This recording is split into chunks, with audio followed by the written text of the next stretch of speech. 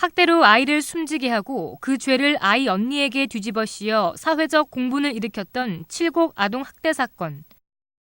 체벌을 양육의 수단으로 쉽게 허용하는 우리 사회 문화와 양육의 방법을 제대로 습득할 기회가 부족한 시스템 부재 속에 준비되지 않은 부모가 늘고 있습니다.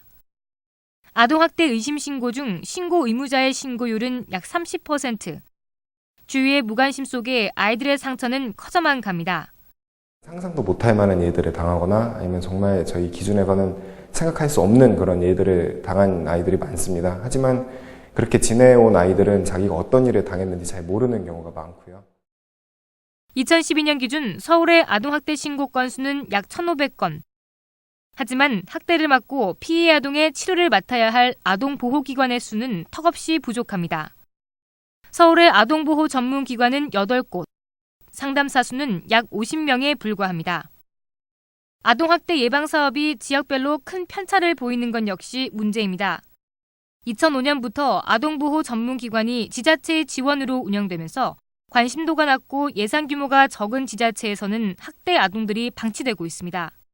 어떤 지역에는 아동 인구 30만 명 이상이 되었지만 아동보호 전문기관이 한 곳인 지역도 있고요. 아이들의 인권을 그리고 아이들 안전을 보호하기 위한 기본적인 베이스가 있어야 된다고 보는데 그런데 그 베이스를 지방으로 넘겨버립니다.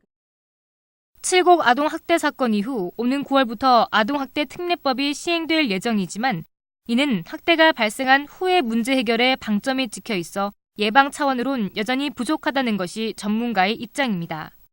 반복적으로 자매가 신고가 됐죠. 의심 사례로 신고가 됐는데 일단 조사를 해보니까 아동학대가 아닌 것으로 판정이 됐어요. 이 아이가 아동학대가 아니라고 돌아갔어도 이 아이가 안정적으로 잘 성장하고 있는지를 사후 추후 관리를 할 필요가 굉장히 있는 거예요. 2000년부터 아동학대로 인해 사망한 아이들은 141명. 우리의 미래 세대를 책임질 아이들이 보다 건강한 환경에서 자라날 수 있도록 시급한 제도 개선이 필요합니다. TBS 양가희입니다.